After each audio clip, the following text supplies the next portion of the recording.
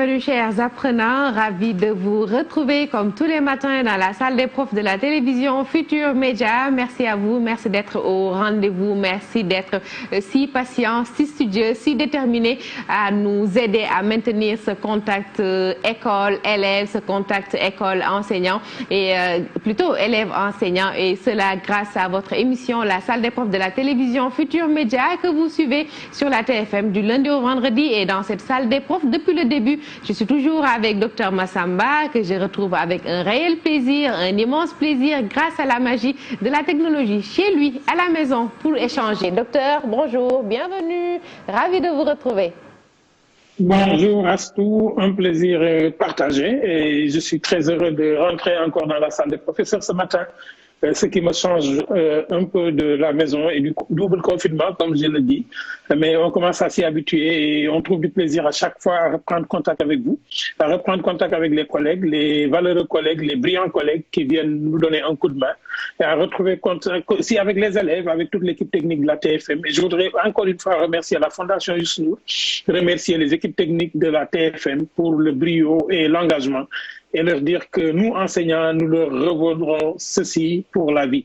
Et aujourd'hui, rappelez aussi que pour les collègues, que le protocole de sécurité sanitaire doit être maîtrisé non pas par l'administration, mais par l'ensemble des collègues. Parce qu'il s'agit de recommandations générales, il s'agit du processus de prise en charge du cas suspect identifié à l'école si cela devait arriver, il s'agit de maîtriser les attitudes devant un cas confirmé à l'école ou à la maison. Il s'agit des documents annexes qu'il faut maîtriser et surtout du suivi et des modifications des versions qu'il y a dans ce document-là. Il faut donc comprendre ce document et comprendre que ce n'est pas un jeu, c'est du sérieux. Reprendre les cours, c'est possible. Si chacun y met du sien, ne pas attendre l'État, mais que chaque enseignant soit en même temps dans des attitudes, non pas seulement d'enseignement, mais aussi d'anticipation et de prise en charge psychologique. Nous devrions aussi, dans les situations de classe, éviter tout discours qui alerterait les élèves ou qui mettrait une psychose en eux. J'attire l'attention enfin sur le cas des élèves qui ont une santé chancelante et qui sont drépanocytaires, qui sont porteurs de diabète, etc. Tous ces enfants doivent être identifiés et je pense que le travail est en train d'être fait. Assou, voilà le message que j'avais aujourd'hui, mais j'ai dû, du fond du cœur, merci à tous nos 3 collègues qui sont dans la salle aujourd'hui. Voilà, merci beaucoup docteur Massamba. Il s'agit de M. Diagne, Sakoura Jean Cyr, de M. Diao qui était là avec nous la dernière fois et qui était revenu sur la cinétique chimique. Je pense que c'est bien cela. Il y a aussi M. Ndour qui nous accompagne depuis le début de la semaine. Il est encore avec nous ce matin dans la salle des profs. En tout cas, merci beaucoup docteur Massamba. Docteur Massamba, que nous retrouverons tout à l'heure avant la fin de cette émission, la salle des profs de la télévision Futur Média. Sachez que c'est toujours un plaisir pour nous de vous servir, de vous recevoir dans la salle des profs. Et aujourd'hui, avec nous, je l'ai dit tantôt, M. Diagne Sakoura. M. Diagne, merci d'être là. Merci Assou. Merci. Nous sommes toujours heureux de vous retrouver dans cette conviviale et belle émission destinée à nos apprenants à travers le Sénégal. C'est nous qui sommes honorés d'être à vos côtés. Merci. Merci beaucoup. J'ai juste une petite curiosité avec votre nom, prénom, Sakoura Jean Cyr, très très original.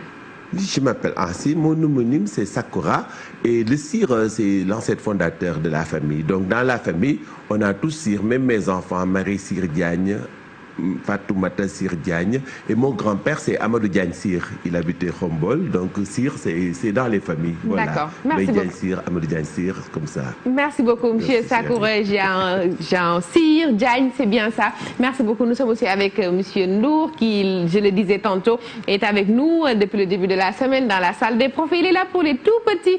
M. Ndour, merci d'être là. Merci Assoumben. Merci beaucoup. Et nous allons démarrer. Aujourd'hui, nous allons faire un peu de résolution de problèmes. Hier, je pense, nous avions pu corriger, revoir un cours ou bien voir carrément un cours sur le sens propre, le sens figuré. Aujourd'hui, vous nous revenez avec une résolution de problème.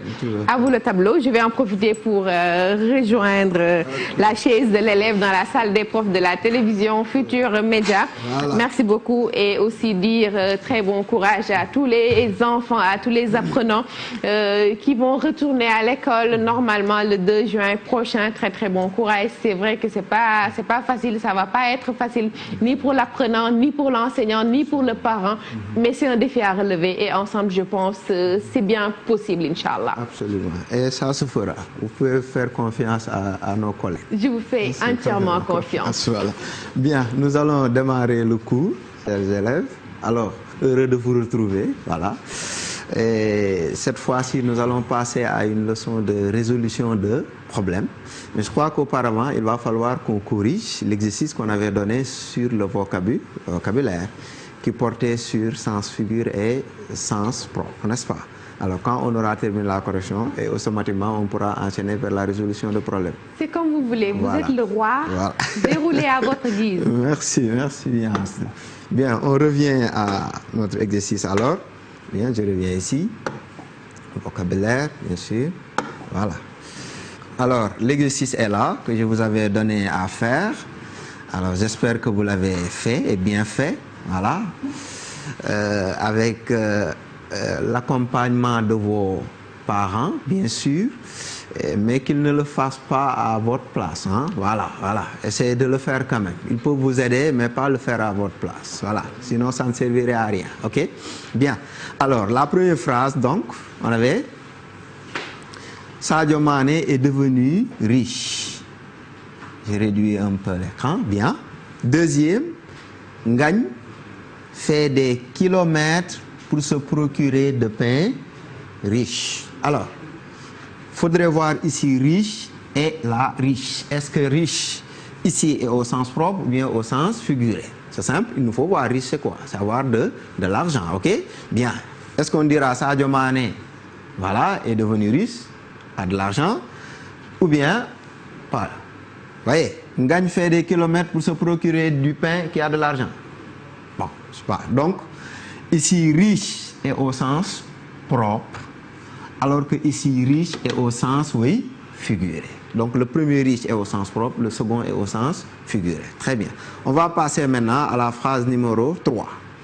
Le corps comprend la tête, le tronc et les membres. Et en 4, c'est le président Macky Sall qui est à la tête du pays. Alors, voyez voir.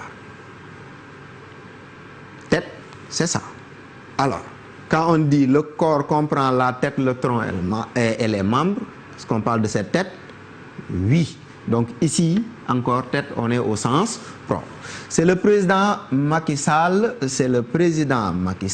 qui est à la tête du pays. À la tête du pays. Est-ce que le pays a une tête? Je ne pense pas. Donc l'image est donnée tout simplement là, ok? Donc il s'agit du sens, oui, figuré. Et en 5. Le directeur discute avec son bras droit dans son bureau.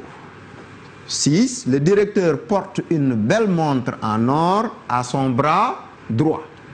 Ah, le bras droit. Bon, d'habitude, vous me direz les montres, ça se met au niveau de du bras gauche, mais bon, ça dépend. Hein, chacun met là où il veut. Ok, il n'y a pas de problème. Alors, on va voir.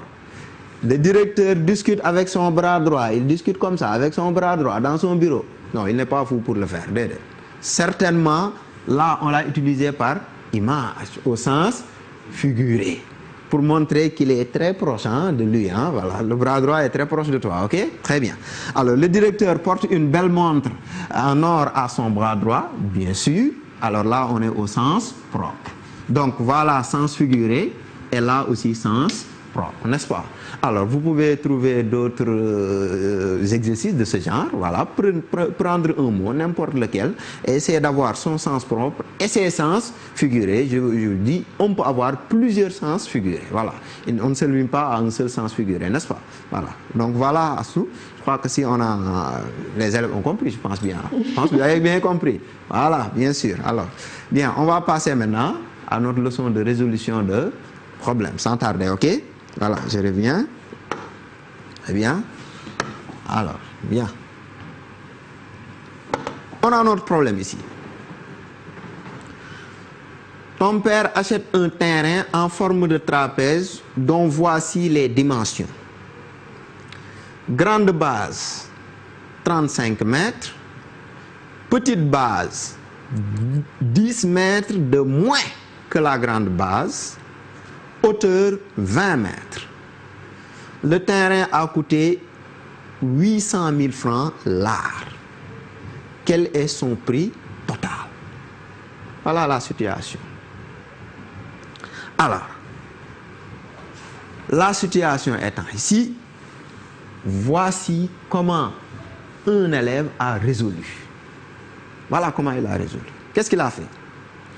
Il a calculé la petite base en mettant 35 mètres moins 10 mètres, ça donne 25 mètres. Il calcule après la somme des bases. Il fait 35 mètres plus 25 mètres, ça fait 60 mètres. Il trouve après l'aire du trapèze.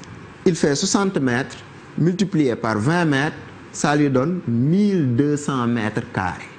Il le convertit aussitôt en art, ça lui donne 12 arts. Et qu'est-ce qu'il fait donc? Il dit, le prix du terrain est 800 000 francs multiplié par 12, ce qui revient à 9 600 000 francs. Mais vous allez constater, ah oui, ça vous allez le constater, j'en suis sûr. Vous allez constater que cette résolution menée jusque-là contient une erreur qu'il fallait éviter. Voilà, bien. Aïda, la petite base, on a dit 10 mètres de moins. Il prend 35 mètres moins 10 mètres. Est-ce que c'est ça? Oui, d'accord. On est d'accord là-dessus. La somme des bases, il prend la grande base plus la petite base. Il fait la somme et il trouve 60 mètres. Aliou? Bien sûr. Là aussi, on est d'accord. L'aire du trapèze, il prend somme des bases multipliée par hauteur. Et il trouve 1200 mètres carrés qu'il convertit en art. Acha, Amadou, il y a une erreur là-bas. Laquelle? Très bien, Amadou. Très bien. L'aire du trapèze, c'est somme des bases fois hauteur divisé par 2. Lui, il a fait somme des bases fois hauteur, mais il a oublié de diviser par 2. Voilà se trouve, oui, l'erreur. Voilà notre erreur. Voilà notre erreur. Qu'est-ce qu'il fallait faire? Il fallait diviser. Je reprends. Donc, on va corriger rapidement. Très bien. Voilà. Je reprends avec le rouge. C'est bon. On va corriger. Voilà. Alors, bien sûr, il fallait donc le diviser par 2. Alors, si vous divisez par 2, bien entendu, vous n'aurez pas ce résultat-là, mais ce résultat divisé par 2. Or, 1200 divisé par 2, si j'en prends, 1200 mètres carrés divisé par 2, oui, ça donne 12. Combien de fois 2? 6 fois 2, 12. 12 ôté de 12, il reste 0. On abaisse les 2 zéros, ça fait 600 mètres carrés. Donc, qu'est-ce qu'il fallait faire? Il fallait trouver aussi, au lieu de 1200 mètres carrés, bien sûr, il fallait trouver, oui, je reprends avec le rouge, voilà, il fallait trouver 600 mètres carrés. Et 600 mètres carrés, si on le convertit, ça ne donne plus 12 arts. Non. Maintenant, si on reprend notre tableau de conversion, notre tableau de conversion, c'est mètres carrés, on a ici, oui, mètres carrés, on a ici décamètres carrés, et ici, on peut s'arrêter là si vous voulez, bien sûr. Voilà, on a ici, voilà, centiare, ici on a art. Alors on fait ça, ok? Alors 600 mètres carrés, si on met ça ici, ça donne 600 mètres carrés, le 6 est là, bien sûr, pour remplir, ça donne 600 mètres carrés. 600 mètres carrés, ça donne combien d'arts? Oui, 6 arts tout simplement. Donc, au lieu de se retrouver avec 12 arts, il devait se retrouver avec, oui, 6 arts, bien sûr. Il devait se retrouver avec, oui, 6 arts. 6 arts. Voilà l'erreur, n'est-ce pas? Mais attention, cette erreur, puisqu'il est là, va avoir des répercussions en bas. Donc, il ne faut pas se limiter à corriger ça et à laisser le reste. Non, il faut regarder encore. Parce que là, il a fait 800 000 francs multiplié par 12. Oui, parce qu'il croyait avoir 12 A là.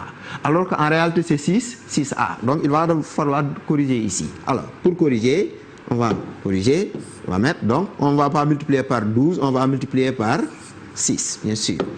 Alors, si on multiplie par là, ok, on va multiplier par 6. Si on multiplie par 6, on verra que le résultat là va changer aussitôt, ok. Voilà, on va, bien sûr. Alors, 800 000 francs multiplié par 6, bon, ça devient facile, on peut faire 6 fois 8 rapidement, ok.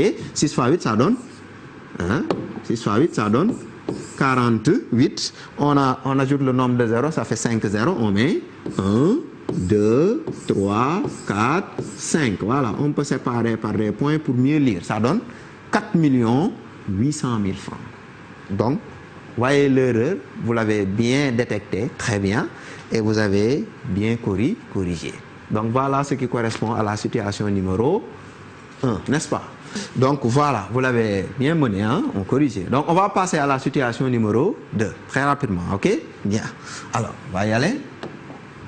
Voilà la situation numéro 2. Un éleveur-vendeur paie 10 moutons au prix de 75 000 francs l'un et fait les frais ci-dessous. D'abord, 30 000 francs de transport, 5 sacs d'aliments à 12 000 francs le sac, 20 000 francs pour le soin des bêtes. Consigne: calcule le prix de revient global des moutons. Voilà la situation qu'on a posée à l'élève, n'est-ce pas? Qu'est-ce qu'il fait? Il propose cette solution-là. On va voir. Dit, le prix d'achat total des moutons est 75 000 francs fois 10. Il trouve 750 000 francs. Le prix total de l'aliment est 12 000 francs fois 5, il trouve 60 000 francs. Le total des frais, il prend 60 000 francs plus 30 000 francs plus 20 000 francs et trouve 110 000 francs. Le prix de revient total des moutons est, il prend 750 000 francs moins 110 000 francs, ce qui lui donne 640 000 francs. Voilà sa solution. C'est sûr qu'en observant bien, vous allez là aussi certainement détecter là où se trouve l'erreur, n'est-ce pas? Voyons voir ici d'abord. Première solution, la première phrase de solution donnée avec l'opération, bien sûr, ok? Bien, on y va. Acha. Le prix d'achat total des moutons est 75 000 francs fois 10. Est-ce qu'on avait 10 moutons? Oui, Aïda, c'est vrai, on avait 10 moutons. Est-ce que chaque mouton a coûté 75 000 francs? Oui, d'abord, très bien. Voilà, ça donne 75 000 francs fois 10, ce qui donne 750 000 francs. On est d'accord là-dessus? Très bien. Alors, le prix total de l'aliment. Est-ce qu'on a acheté 5 sacs d'aliments? Bien sûr, bien sûr, bien sûr. Est-ce que chaque sac coûte 12 000 francs? Bien sûr, bien sûr, on est d'accord. Alors, maintenant, 12 000 francs fois 5, ça donne 60 000 francs. Donc là aussi, c'est bon, hein? Très bien. Le total des frais, pardon, ok? Alors, on va voir les frais.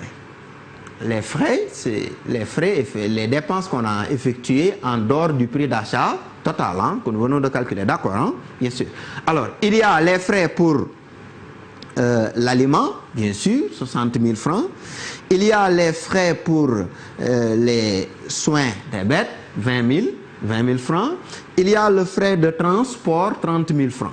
Alors, on a les 3 frais, il me semble, hein? Adja, on a les 3 frais. Très bien. Alors, on fait le calcul, ça donne 110 000 francs. On est d'accord? Alors, le prix de revient total des moutons. Alors, 750 000 francs moins 110 000 francs. Voyons bien. 750 000 francs. Est-ce le prix d'achat total? Bien sûr, Abdou, tu as bien raison, il est là, c'est le prix d'achat total. Alors, 110 000 francs, est-ce les frais? Bien sûr, Rama, bien sûr, oui, parce que les frais sont là, n'est-ce pas? Bien, alors, 750 000 francs moins 110 000 francs, il trouve 640 000 francs. C'est bon? C'est bon, Abdou? Vous dites que c'est bon, oui, parce que l'opération est juste. Oui, d'accord, l'opération est juste, bien sûr, c'est bon. Alors, attention, il y a Nafi qui n'est pas d'accord. Nafi, oui? Vous dites, c'est pas bon, pourquoi? Attention, Abdou, regardez ce que Nafi dit. Nafi dit que ça, l'erreur se trouve ici. Et pourquoi? Très bien, Nafi. Rappelons-nous, prix de revient. C'est prix d'achat, hein? Plus frais. Or, lui a fait prix d'achat moins frais. Donc, voilà où se trouve l'erreur, n'est-ce pas? Qu'est-ce qu'il fallait faire? Il fallait faire, au lieu de moins, il fallait faire, oui, il est enlevé. Alors, il fallait faire prix d'achat, oui. Pardon. Voilà. Plus 750 000 francs plus 110 000 francs. Et 750 000 francs plus 110 000 francs, on va faire le calcul rapidement. On va faire le calcul. 750 000 francs, oui, plus 110 000 francs, voilà ce qui donne 0, 0, 0, 0, 5 et 1, ça fait 6, 7 et 1, ça fait 8. Ce qui lui donne, oui, 860 000 francs au lieu de ce résultat-là, donc qu'on va devoir enlever. Donc on va mettre 800, excusez-moi, voilà, on va mettre 800, oui, 60 000 francs. Voilà là où se trouve l'erreur. Corriger, voilà le résultat que ça donne, n'est-ce pas? C'est vous dire, chers élèves, même si vous commettez une erreur en mathématiques, vous avez la possibilité de vous rattraper en revoyant votre copie et en cherchant, pas la petite bête, mais on cherche justement la bête qu'il faudrait enlever pour que tout soit parfait, n'est-ce pas? Très bien. Alors ça, c'est une méthode que vous pouvez appliquer sur vos résolutions et les résolutions d'autrui. Vous pouvez même échanger de résolution, n'est-ce pas? Vous êtes deux dans la maison, les deux font le même problème et on échange les copies. Chacun cherchera à voir est-ce que l'autre n'a pas fait d'erreur. Si c'est bien clair, alors c'est que certainement tout le monde a trouvé, n'est-ce pas? Donc voilà, chers élèves, voilà, chers parents, ce qu'il faudrait retenir pour la leçon d'aujourd'hui, n'est-ce pas? Bien. Alors, je vais vous donner maintenant en dernière un exercice de révision à faire. Voilà, à faire à la maison. Je vous donne ça. Très bien. Alors, l'exercice ici est très simple. Certainement, vous reconnaîtrez l'affaire. Voilà. Parce que... Voilà. Bien. Ton oncle Abdou a fait un voyage de 3 heures à bord d'un Peugeot 405 à la vitesse moyenne de 90 km/h. Ta tante Nabou, quant à elle, a été dans une Mercedes qui a roulé 100 km/h pendant 2h30. Consigne. Compare les deux distances parcourues et dis laquelle des voitures a fait le plus long trajet. Résolution, on vous donne la situation, on vous donne la résolution. Votre travail consistera à détecter l'erreur et à la corriger, simplement, ok? La distance parcourue par le Peugeot, c'est 90 km multiplié par 3, ce qui donne 270 km. La durée du voyage de la Mercedes, c'est 2 fois 60 minutes plus 30 minutes, ça donne 150 minutes. La distance parcourue par la Mercedes, on a mis 100 km multiplié par 150, ce qui donne 15 000 km. Et il dit en fin de compte, c'est la Mercedes qui a fait le plus long trajet. Cette résolution comporte bien une erreur et on a dit identifie et rectifie l'erreur contenue dans la résolution, n'est-ce pas? Voilà, si vous êtes à la maison à côté de mes collègues, Madame Sow, Madame Gueye, le directeur Mourou Faye, mon ami et frère Murtala et les autres, alors vous pouvez profiter de l'occasion pour qu'il vous montre comment faire, n'est-ce pas? Voilà, il peut vous aider à la correction. Voilà, je crois Astou. Voilà, merci beaucoup.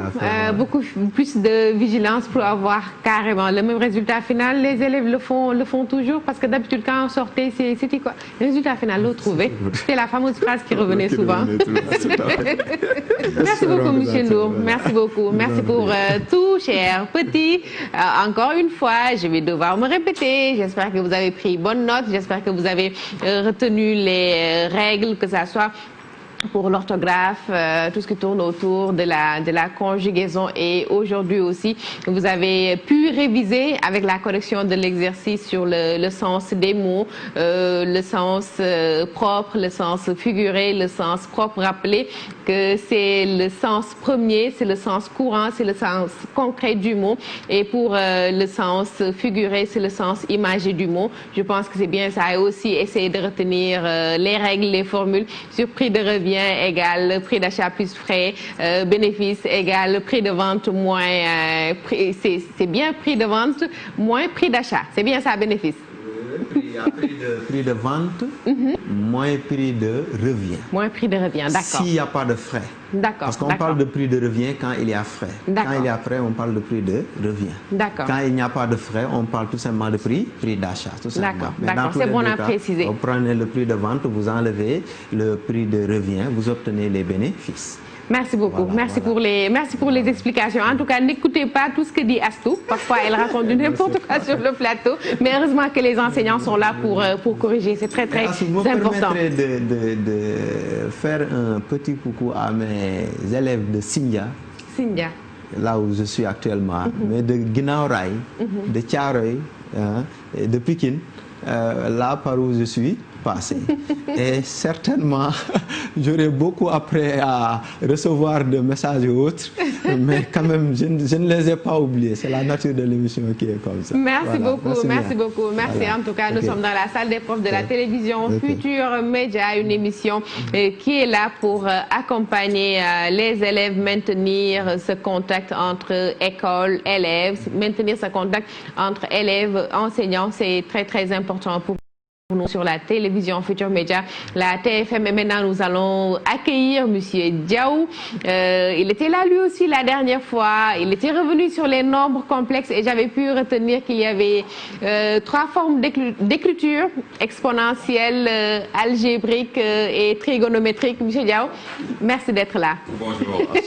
Bonjour. Mais il fallait me rectifier tout à l'heure. J'ai dit au début de l'émission Monsieur Diaw et j'ai parlé de cinétique chimique, faisant référence à M. Sek-Sini. Je m'en excuse, j'en suis désolée. Et vous êtes tout à fait excusé, mais c'est grave quand même de confondre un Diaw avec un Sek. Hein? En tout cas, tous les deux des gourmands, les Diawen et les Seken.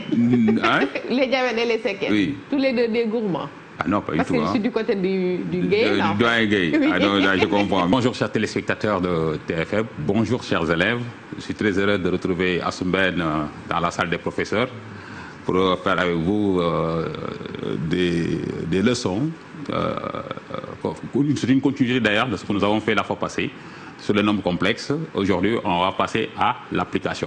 Je salue au passage aussi M. Diagne et M. Mbaye. Je suis très heureux de partager le plateau avec vous. Voilà, donc chers élèves, aujourd'hui, on va faire des applications de la leçon passée. Et j'ose espérer que c'est une leçon que vous avez révisée. Vous avez bien révisé parce qu'aujourd'hui, c'est une application des formules que nous avions vues la fois passée. Voilà, donc moi, je vous aide un peu. C'est les différentes formes d'écriture d'un nombre complexe, la forme algébrique, la forme trigonométrique et la forme exponentielle. Donc aujourd'hui, voilà, on va passer aux applications.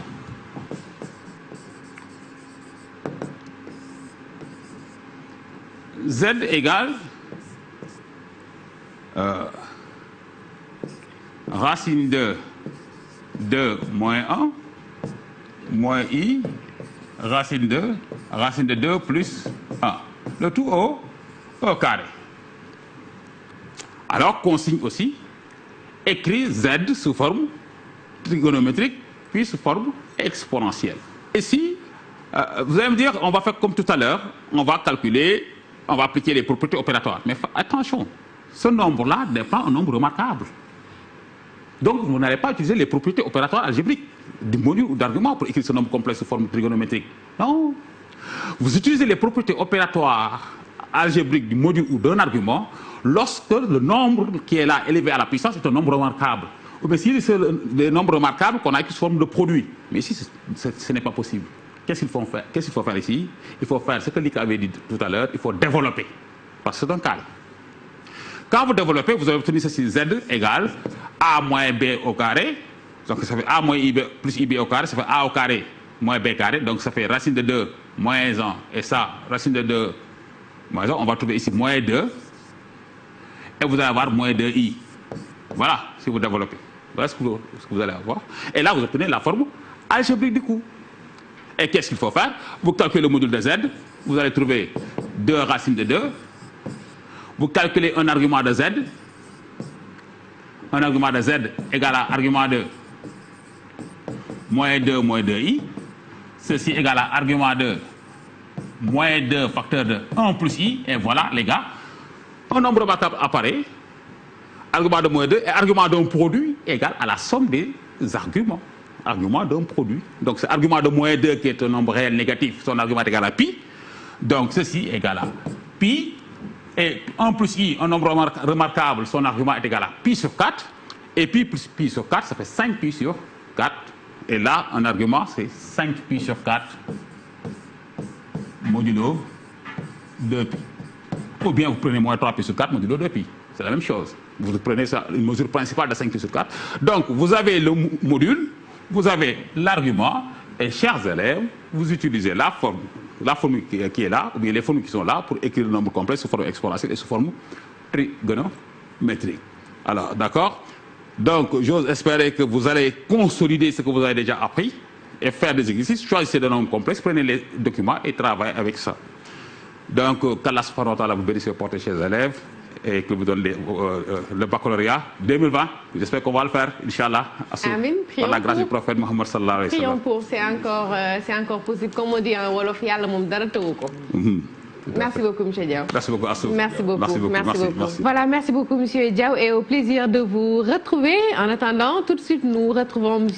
Diagne, Sakoura Jean Cyr. Il était là il y a quelques jours et il était revenu sur les courants et les genres littéraires. Et aujourd'hui encore, il nous revient pour la suite du cours et je pense que c'est un petit rappel. Il n'a pas cessé de le répéter la dernière fois. Un rappel pour les élèves qui sont en classe de terminale. M. Diagne, à vous l'honneur. Merci. À vous le tableau. Juste rappeler que la dernière fois, vous nous aviez plongé dans l'univers de Pantagruel, Gargantua, univers où se côtoient bonheur, malheur, rire, larmes, déception, espoir, comme la vie, disons tout simplement. Vous l'avez dit. Et cette vie, pour que nous la gardions et que nous continuions cette belle aventure qui a démarré depuis l'aube de l'humanité, prenons soin de nos vies. Et nos vies aujourd'hui sont menacées par ce virus que personne n'évite et qui est là et qui perdure. Mais quand même, nous avons nos gestes barrières. Maintenons-les. Et il partira de son très bon départ et nous laissera continuer à vivre aussi longuement qu'il le faudra et qu'il plaira à Dieu et pas au corona. Donc, va de rétro corona. Bien. Donc, la dernière fois, nous avions dit que l'intégrale des programmes de littérature dans le second cycle tourne autour de la problématique des courants et des genres littéraires. Et très souvent, nos apprenants ont des problèmes pour distinguer ces deux choses. Je vous le répète, les courants, ce sont les progressions. Les courants sont à la littérature ce que la mode est aux vêtements. Ça évolue, ça change. D'ailleurs, je dirais que c'est des ismes. Et des ismes, on en voit, ils changent. Le Sénégal, sous Ablaye Wade, tout le monde était wadiste, le wadisme. Sous Abdou Diouf, tout le monde était dioufiste, c'était le dioufisme. Et maintenant, c'est l'ère Macky, tout le monde est maquiste. Donc, les istes sont des structures. Et la littérature, elle est sous-tendue par une esthétique. Et nous, comment nous définissons l'esthétique? L'esthétique, si le professeur de philo dit que c'est la conception de la beauté, etc., nous la résumons à un autre point. C'est la conception, l'idéal de beauté qui correspond à un temps de civilisation bien déterminé. Je le répète, les gars. Parce que quand nous disons les genres littéraires, nous parlons de l'esthétique des genres littéraires. Et cette notion d'esthétique signifie conception de la beauté qui correspond à un temps de civilisation bien déterminé. Et la dernière fois, en marchant dans les rangs, j'ai vu une photo de Khadija Lo qui s'en est prise, qui était en... Il voudrait que personne ne la voie parce que c'est une photo qui date de 8 ans. Mademoiselle avec ses bigoudis, ses chaussures. Mais elle a honte d'elle-même. Et pourtant, je lui ai dit que ce jour-là, peut-être qu'elle était la plus belle du quartier. Mais ce qui s'est passé entre-temps, les choses ont avancé. Elle voit comment elle est habillée. Avec des yeux de 2020, elle voit comment elle était habillée, disons, en 2014. Donc, ce n'est pas la même chose. Ce sont ces changements-là qui entraînent les courants littéraires. Si rien ne changeait, si tout était immuable, on n'aurait pas de courant littéraire. Mais les courants littéraires changent comme la mode. Et nous disons que, donc, le premier courant par lequel vous entrez, c'est le courant du XVIe siècle, qu'on a appelé l'humanisme, dont nous avions défini, et je le dis tout le temps, les mots ont des sens. Pensez au sens. Dans l'humanisme, vous avez le mot humain. Humain, mot de la même famille que homme. Donc c'est quoi l'humanisme? C'est la foi en l'homme. Et nous avons vu que cette foi en l'homme est née dans le contexte du XVIe siècle. Et il repose sur un ensemble de facteurs qui a fait que cette époque s'appelle la deuxième naissance, la Renaissance. Pourquoi la Renaissance? Nous l'avions rappelé. Un ensemble de facteurs révolutionnaires qui ont amené des changements radicaux de par le monde. Voilà, théorie de l'héliocentrisme par Galilée. Voilà, découverte de l'Amérique par Christophe Colomb, l'invention de l'imprimerie. Bref, les connaissances explosent partout, à telle sorte que même le mot d'ordre de cette époque, c'est que rien ne te soit inconnu. Dans ce monde, donc, pour être une personne branchée, comme on dit aujourd'hui, il fallait être un encyclopédiste, une encyclopédie vivante. Si je donnerais un exemple de ce type de personne dont on voulait à cette époque, je parlerais du Sénégalais, M. Alpha Date. C'est lui qui m'impressionne. C'est lui qui avait cela. M. Alpha Date connaît beaucoup de choses. Le nombre de grains de sable, le nombre de versets coraniques. Dans n'importe quel domaine, M. Alpha Date avait une réponse. À cette époque-là, si M. Alpha Date était de cette époque, il serait respecté. On ne respectait que ceux qui avaient cette connaissance à laquelle le père même recommandait son fils qui avait soif de tout, Pantagruel, d'aller chercher. Et donc, le long de ces tribulations, nous avons vu que donc, cet enthousiasme incarné par cet enfant qui va à la découverte du monde va s'articuler autour de 3 parties. La jeune Renaissance, incarnée par François Rabelais, donc c'est lui qu'on appelle le père du monde moderne, qui a théorisé ça. La deuxième partie est dominée par les poètes de la Pléiade, qui se sont exprimés à travers le genre qu'aime bien Assou. Il s'agit de la poésie.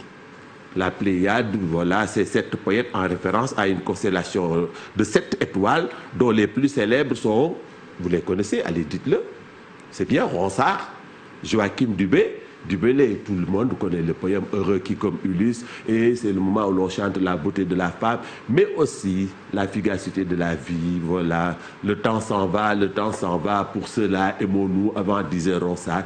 Donc cette philosophie du carpe diem qui incite les gens à profiter de la vie, avant dira l'homme qu'on soit enterré, dirait Ronsard. Donc, ce mouvement des idées s'accompagne de cette poésie et se ferme maintenant sur Montaigne.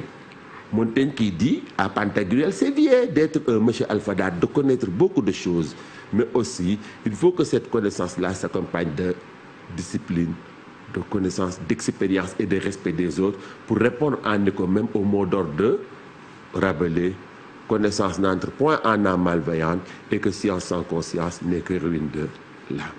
Xam-xam bu àndut ak yar ak i teggin amul njariñ. Te it nee nañu connaissance n'entre point en âme malveillante, olof dina ne xam-xam xajul ci bopp saay-saay, sinon day gën a yàq rek. Saay-saay moomul xam-xam. Bien. Et donc, de l'humanisme du 16e, vous passez à un autre isme, au classicisme du 17e. Pas du 16e, mais du 17e. À l'époque du 17e. Donc, le 17e arrive. Si, par exemple, l'humanisme est dominé, on peut dire, par la poésie, comme genre littéraire, la poésie de la Pléiade, le 17e, lui, verra une génération d'écrivains. Et ces écrivains-là, vous avez une phrase mnémotechnique pour les connaître. C'est une époque où l'on change, donc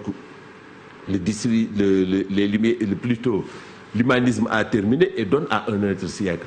Ce siècle classique vient avec un autre idéal. L'idéal social de cette époque maintenant, ce n'est plus M. Alphadat, mais c'est un type social qu'on appelle l'honnête homme. Et qu'est-ce qui se cache dans ce concept de l'honnête homme? Un honnête homme à cette époque ne signifie pas un homme qui est honnête, comme le sens qu'on lui donne aujourd'hui. Mais l'honnête homme désigne un idéal d'une personne aboutie chez qui il y a un équilibre entre le cœur, c'est-à-dire les sentiments, et la raison.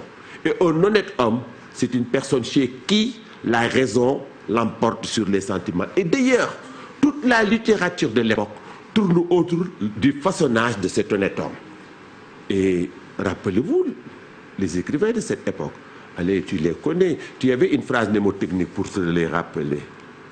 Ah, mnémotechnique, tu connais le sens de cet adjectif. Mnémotechnique. Allez, on avait appris cet adjectif mnémotechnique, tu le sais. Mnémo signifie mémoire. Et un procédé mnémotechnique, rappelle-le-moi. Ouais, tu en as une, la plus célèbre, pour garder les conjonctions de coordination de la langue française. Mais où est donc? Voilà, ornicar. C'est ça qu'on appelle un procédé mnémotechnique. Or, vous avez un procédé mnémotechnique pour vous rappeler l'ensemble des écrivains de cette époque. On nous disait, oui, assis sous la racine de la bruyère, virgule, la Corneille, Boileau, de La Fontaine, Molière. Voilà. À travers, n'oublie pas cette phrase. Assis sous la racine c'est la partie inférieure d'une plante qui apporte les sels minéraux qui passent. Mais là, ces racines-là s'écrivent avec R majuscule. Assis sous la racine de la bruyère, une fleur qu'on avait dans le poème de Médélobe. Quand j'arriverai, je mettrai sur Catombe un bouquet de houes verts et de bruyère. Il y a un arbre. Donc, il est assis sur la racine de la bruyère, virgule, la corneille. Une corneille, c'est un oiseau. Et Boileau, Nando. Mais ici, ce n'est pas le verbe Nando, mais c'est le nom d'un grand écrivain théoricien de cette époque, Nicolas Boileau. Une fontaine, c'est le robinet qui donne de l'eau. Mais un grand écrivain de cette époque-là aussi s'appelait Jean de La Fontaine. Voilà. Et cette fontaine a un nom, c'est Molière, Jean-Baptiste Poquelin, plus connu sous le... Donc ce procédé mnémotechnique te permet de te souvenir des principaux écrivains de cette grande époque qu'on appelle l'époque classique. Je te la répète. Assis sur la racine de la bruyère, virgule, la Corneille, Boileau, de La Fontaine, Molière. Donc tu as dedans Jean Racine, tu as Pierre de Corneille, Nicolas Boileau, la bruyère, La Fontaine. Et ces écrivains se sont surtout exprimés à travers des genres. Toute littérature est fille de son époque. Je te le dis, les gars, on peut suivre, nous faisons du mouvement des idées. Le français, dans ce second cycle, ce n'est pas apprendre à parler, à rouler des airs, mais c'est apprendre l'histoire et la marche de l'humanité pour voir par où cela est passé jusqu'à arriver à nous, les gars. Donc, l'époque classique est une époque dominée par ce modèle social de l'honnête homme. Qu'est-ce que c'est qu'un honnête homme?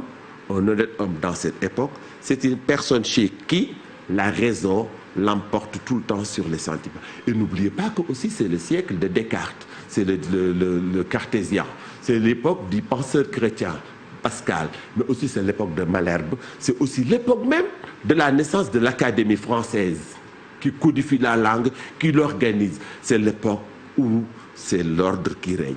Si l'enthousiasme qui a accompagné les découvertes, le changement de l'humanisme est arrivé, il s'est buté à une société organisée. Quand Pantagruel termine sa formation, on lui donne comme devise « Fais ce que tu voudras ». Dans ce défalloulaner-là, lui comprendra ce qui est faisable de ce qui ne l'est pas, de ce qui peut être dit, de ce qui n'est pas dissible. Donc, il était tellement bien éduqué, Pantagruel, qu'on avait entière confiance en lui, qu'on lui a donné comme devise « Fais ce que tu voudras ». Mais Pantagruel, dans ce que tu voudras, ne déconnera jamais, si je peux m'exprimer comme ça. Il était en mesure de séparer de la bonne graine de l'ivraie. Bien dit, Assou, bien dit. Donc, vous voyez, et cette littérature, vous me direz, quel est le meilleur genre littéraire? Ah, on en vient à la notion de genre, pour parler aux autres. C'est celui que les Sénégalais utilisent. Même pour vendre un produit, il te faut un drame. Et c'est quoi ça, livre? Pour arriver, lisons donc ce beau livre, et on dramatise. C'est pourquoi le XVIIe est par excellence le siècle du genre théâtral. C'est dominé par le théâtre. Et ce théâtre est défini par de grands dramaturges. Un écrivain qui fait de la poésie est un poète. Un écrivain qui fait des romans est un romancier. Un écrivain qui fait des pièces de théâtre est un dramaturge. Léopold Sédar Senghor est poète. Cheikh Aliou Ndao est dramaturge. Monsieur Massamba est conteur, c'est un genre littéraire, le conte, voilà, etc. Et donc, le théâtre tel qu'il est conçu à cette époque était subdivisé en deux sous-genres. Un théâtre fort, triste, où par exemple, souvent c'est joué par des rois, la trame est sérieuse et souvent à la fin il y a la mort. C'est la tragédie. Ce genre théâtral de la tragédie a donné même l'adjectif tragique. Si on nous dit accident tragique sur telle route, bien bon, il y a mal d'Italie, l'idée signifie qu'il y a mort. Mais de l'autre côté aussi, il y a un autre théâtre où l'on s'amuse,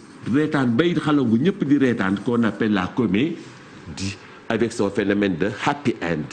La comédie se termine bien.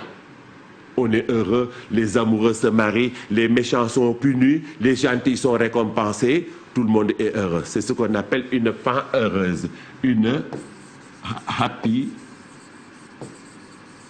end. Le concept est anglais, mais il passe en français. Une happy end, une fin heureuse. Ils se marièrent et eurent beaucoup d'enfants. Voilà, et eurent de beaux enfants, comme dans les contes. Voilà, très bien. Les contes, voilà, les contes ont souvent des happy end dans les contes ascendants. Voilà, où le héros est récompensé parce qu'il a réussi à les épouser. Voilà, ils se marièrent et eurent de beaux enfants dans les contes ascendants. Bien, donc vous le voyez, et ce théâtre-là sert à ça. Là, on joue Rodrigue, par exemple, chez Corneille. Et la tragédie est dominée par deux grands écrivains. Il s'agit de Corneille, c'est le plus âgé, et de Jean Racine.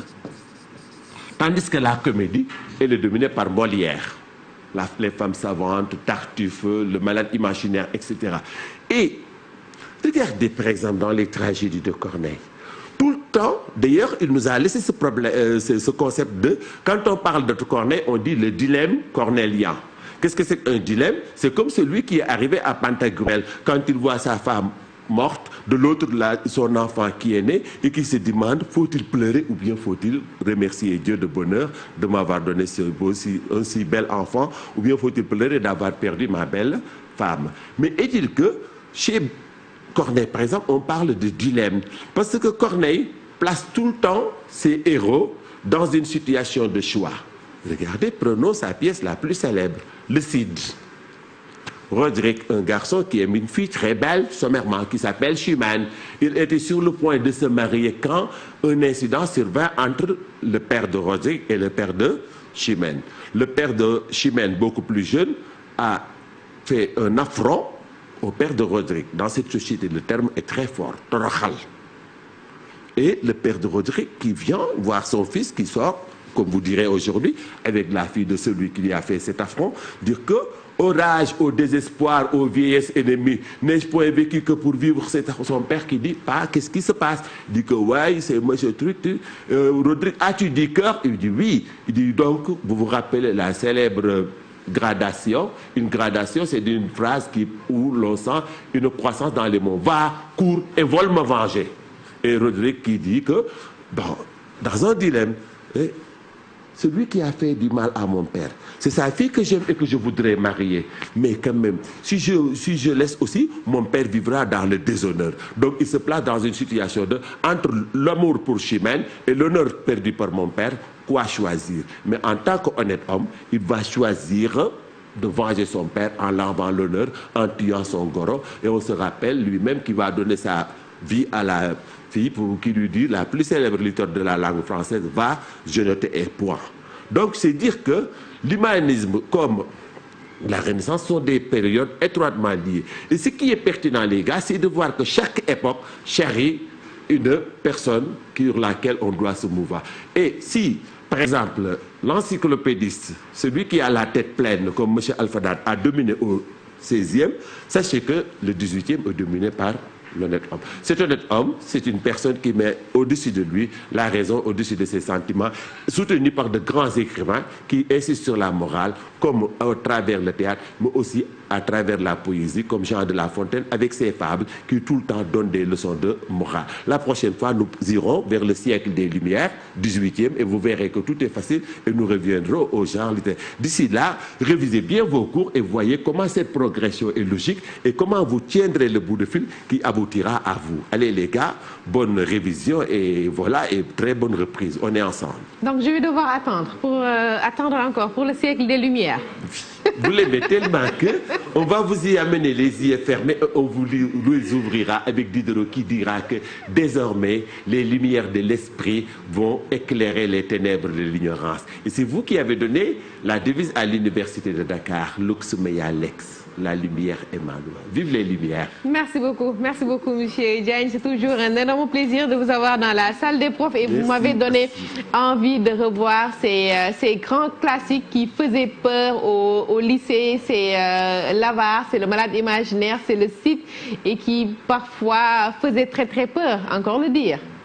Très accessible, très accessible. Si on donne un peu les astuces juste qui permettent, par exemple le CID, c'est uniquement ça, placer un jeune, n'importe qui, pour lui dire que dans la vie, chaque fois que vous êtes confronté dans un problème, mettez en avant les questions d'honneur, les questions de trucs, comme aux filles aussi, de dire que, on en parlait tantôt avec mon collègue quand on parlait des volontés, des violences faites aux femmes, je dis que souvent, avec le collègue qui explique la sacralité de la femme, mais aussi une femme à qui ses parents disent que attends ton mec et qui dit que papa là aussi bon, on ne comprend pas parce que les femmes sont tellement à chérir qu'on ne peut pas les laisser entre les mains de n'importe qui. Merci beaucoup, monsieur Diagne Sakura. Encore une fois, c'est toujours un plaisir de vous avoir dans la salle des profs et vous l'avez dit tantôt, tout le temps quand il y a une décision à prendre, mettre en avant les valeurs et comme on a l'habitude de dire, l'honneur et la dignité sont comme l'œil, on ne joue pas avec. Une fois perdu, c'est pour de bon. Merci beaucoup. Merci. Merci beaucoup. Et merci à vous, chers apprenants. Avant de finir, nous allons retrouver dans la salle des profs. Monsieur Diagne, vous pouvez, je pense, reprendre votre siège. Juste là, le temps de retrouver Dr Massamba chez lui. Dr Massamba, bonjour. Ravi de vous retrouver. J'espère que vous avez suivi avec plaisir. En tout cas, pour nous, c'était un grand plaisir aujourd'hui. Comme tous les jours. Mais oui, comme tous les jours, c'est toujours un plaisir surtout de voir Mohamed Gour, notre collègue Gour, revenir sur des stratégies de relecture, de résolution de problèmes. C'est hyper important aujourd'hui de dire aux jeunes élèves, aux jeunes apprenants que l'absolue réponse n'existe pas. Il n'y a que la réponse vérifiée qui existe. Il faut toujours que nos apprenants aient cette habitude de voir si dans chaque élément, il y a les arguments qu'il faut. Ce qu'il a montré en mathématiques est aussi valable pour toutes les autres disciplines. Et je pense que mon brillant esclave Diaw, pour la première fois, je vois un Diawén intelligent, comme quoi il y a une exception dans chaque famille. Donc, nous l'a montré, autant il a une passion pour les mathématiques, autant il rend facile l'acquisition des démarches. Et c'est ce que je retiens, même si nous, en tant que littéraires, nous ne comprenons pas toujours ce qu'il dit, mais nous comprenons l'essence de ce qu'il dit et nous arrivons à suivre. Donc, un élève en classe qui suit ce cours-là avec M. Diaw peut arriver facilement à comprendre les stratégies par lesquelles il doit passer pour résoudre les questions posées par ces nombres complexes-là. Je terminerai par Jean Cyr, je dirais la même chose. C'est agréable de l'entendre en tant que professeur de français. C'est agréable, machallah, de le suivre en tant que professeur de français. Il a fait 2 étapes et j'aimerais bien qu'il termine avec le siècle des Lumières qu'il mettra en pont avec le 19e siècle pour terminer le chapeau par le 5e élément qui est le surréalisme. Voilà, nous voyons donc ce que l'enfant acquiert en CM2, en mathématiques, en problème, il va le retrouver dans les classes scientifiques et dans les classes du moyen secondaire.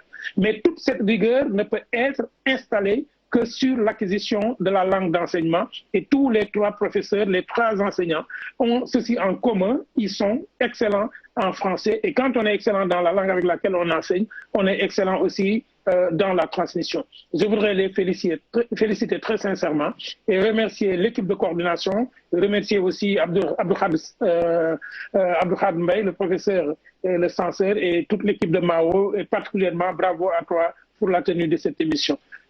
Et au prochain cours, Inch'Allah, je serai là aussi. Merci beaucoup, docteur Massamba. C'est toujours un plaisir de vous avoir dans la salle des profs de la télévision Futur Média. C'est aussi un plaisir de vous avoir, chers apprenants, mais aussi merci à tous ces enseignants. Et je suis tentée de dire à quoi ça sert d'être riche si on est riche d'être enseignant.